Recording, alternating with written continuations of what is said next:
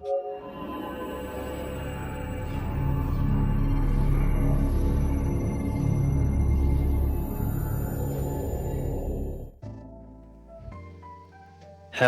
everyone. It's a new month, which means a new WWE bookings video for Raw and Smackdown. I hope everyone has had a good Thanksgiving if you've celebrated it. If not, I hope you had a good month of November. And with that being said, I think we started it on the positive side last month, so I'd like to start it on the negative side just to switch things up. And I'm also going to start on the blue brand. So for SmackDown, bad booking has to go to Legado de Fantasma, in my opinion, just because they had some nice heat a few months ago, and it seems like they kind of trickled down into kind of Neverland. Yeah, I just haven't really been feeling it. They were, doing things, and then they kind of like, I don't know, maybe they got sidetracked with other things in terms of storylines. So yeah, hope to see more from LDF, but for now, at least in November, not feeling it. And then in the bad booking of Raw, we got American Made. Man,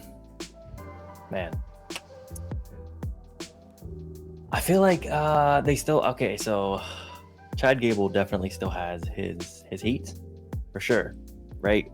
But they kind of like stopped with the feud against Alpha Academy, Otis, Maxine, Tozawa. I don't know, man. I feel like there's some unresolved business there, and I felt like it was gonna go a little bit longer.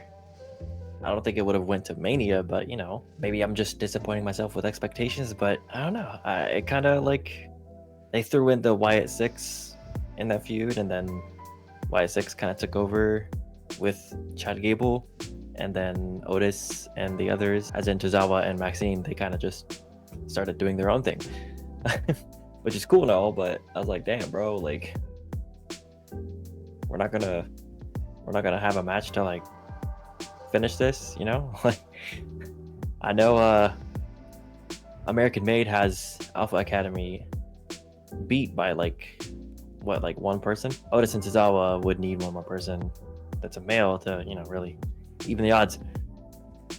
I don't know. Anyways, spent a little bit too long on that topic, but whatever, it's my video. Do what I want, man. I do what I want. Now for the mid booking on Raw's section, it's going to be Dakota Kai, simply because it seems like they might put one of the new titles on her. I think it's the Women's Intercontinental Championship. If I'm wrong, I will probably correct myself in the edits. Yeah, it's neither good nor bad. Let's see what else happens with Dakota Kai, because she's underrated, I'd say. Yeah, very underrated.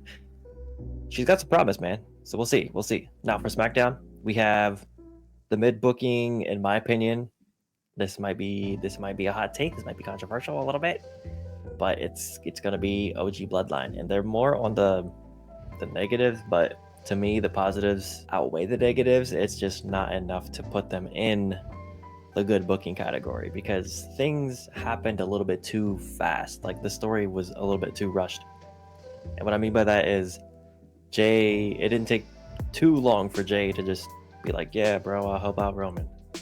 Sure, he had the condition that they have to be equals, but like, where's the apology? Same thing with Sammy. It took Sammy, it didn't even take him that long to really, help out Roman and Jimmy. And Jimmy, everybody needs an apology from Roman. And they know, because in recent weeks, I believe it was 2 weeks ago, or it could have been last week, they mentioned that in a promo. I'm pretty sure it was Seth Rollins. Yeah.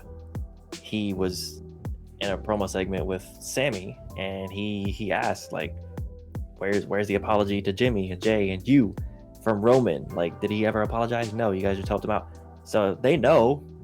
So there's got to be some sort of payoff, right? But it still felt rushed, which is why it's in mid booking, because it's not like I hate it, but I don't love it.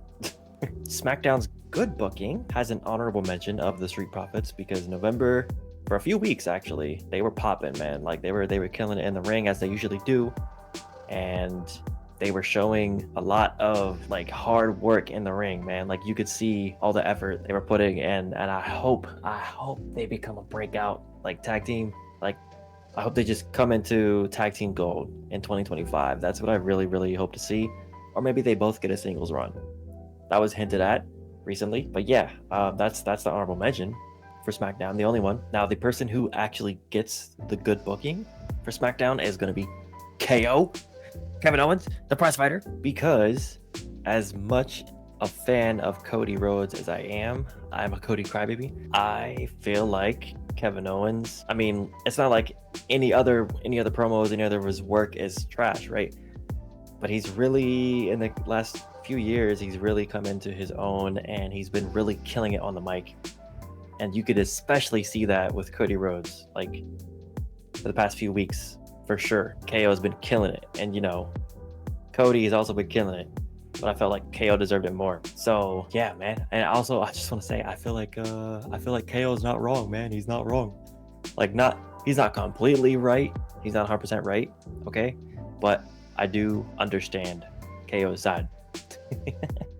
So it's got to be something, man. It's got to be something if I'm talking about it like this, thinking about both perspectives, you know.